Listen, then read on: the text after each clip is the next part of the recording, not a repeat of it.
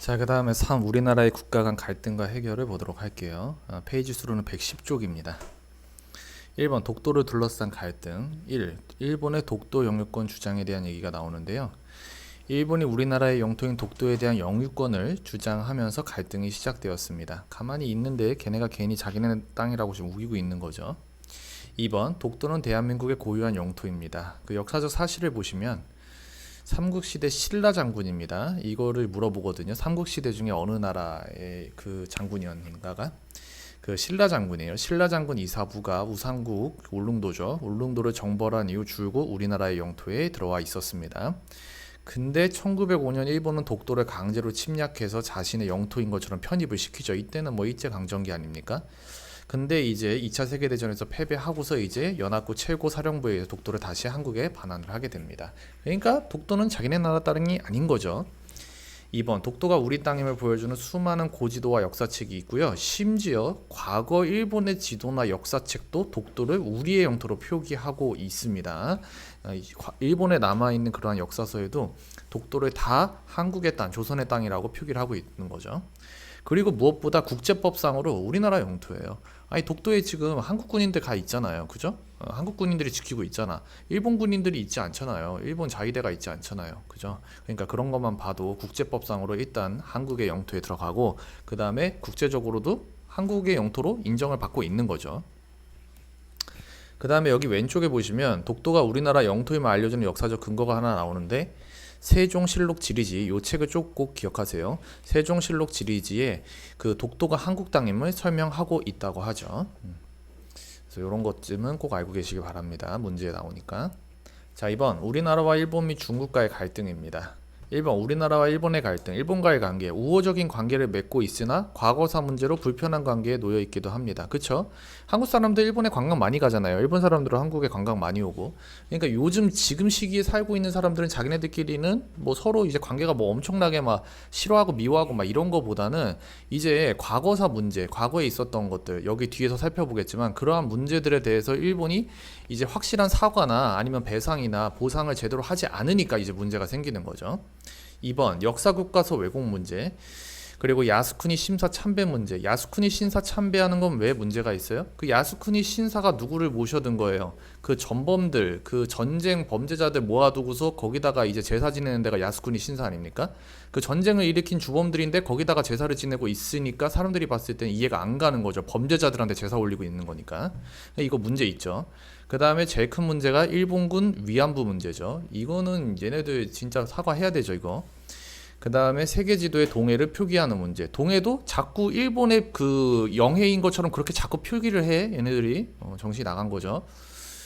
그래서 이러한 문제들로 이제 불편한 관계에 놓여져 있습니다. 지금 봐봐. 지금 보면은 다 옛날에 그 발생한 그 사건들에 대해서 지금 일본 정부가 제대로 된 스탠스를 이제 취하지 않으니까, 그 자세를 취하지 않으니까 지금 문제가 생기는 거거든요.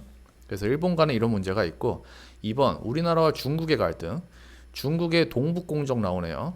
중국은 동북공정 연구 결과를 바탕으로 한국의 고대 국가인 고조선, 고구려, 발해가 중국의 지방정권 중 하나라고 역사를 왜곡하고 있습니다. 자, 그 동북공정에 대한 거는 이 왼쪽 밑에 설명이 자세하게 나옵니다. 동북 변경 지역의 역사와 현상에 관한 체계적인 연구 과제를 뜻하며 이러한 것인데, 이제 일단 중요한 건 뭐냐면은 그 중국 애들이 자꾸 동북공정을 통해 가지고 고구려 발해 그리고 고조선을 자기네 역사에 자꾸 집어넣으려고 한다는 거야. 중국 애들이 요즘에 태권도도 우리 거, 김치도 우리 거, 한국 한복도 우리 거, 나아가서는 이제 나중에 되면은 뭐 BTS도 우리 거, 뭐 강남 스타일도 우리 거, 지금 다 그렇게 지금 주장하게 생겼죠 지금.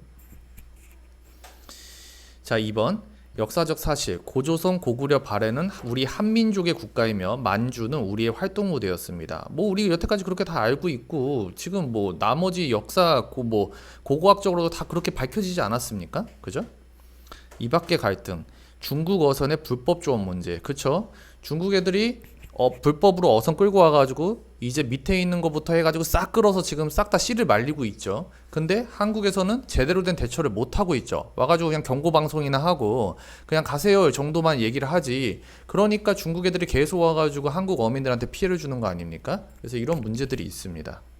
이것뿐만 아니라 사실 요즘에 더 큰 문제는 우리 그거죠. 저기 뭐야 미세먼지. 그 사실 미세먼지 중국 쪽에서 날라오는 거 굉장히 심하잖아요. 그죠? 이런 문제 있어도 한마디도 못하죠, 중국 쪽에. 예. 그 참 큰 문제입니다. 자, 3번 우리나라의 국가 간 갈등 해결. 1번 세계화에 따라서 국가 간 협력의 중요성이 증대가 됩니다. 그쵸? 아니 협력을 하는 건 좋다 이거야. 그쵸? 우리도 이제 사실 메이드 인 차이나 빼고 우리가 사용하는 물건 중에서 메이드 인 차이나 빼면은 사실 쓸 수 있는 게 몇 개 없는 건 사실이잖아요. 그죠? 그러니까 서로 협력해야 되는 건 맞아. 2번 상호 존중의 관점에서 합리적 대화를 통해 문제를 해결해야 돼. 뭐 이런 거 뭐 좋은 얘기죠. 상호 존중의 관점에서 합리적 대화를 통해 문제를 해결해야 된다. 이게 그러니까 앞에서 배웠던 바로 외교죠.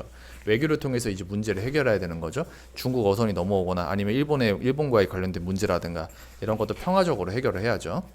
3번 문제 해결을 위해 국가뿐 아니라 시민단체나 개인들의 적극적인 자세가 필요합니다. 이제 국가가 일단 적극적으로 나서야 되죠. 그 다음에 개인들도 마찬가지고요.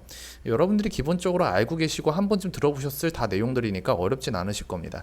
근데 이제 이 동북공정이 아마 처음 들어보시는 친구들이 있을 수 있어요. 동북공정.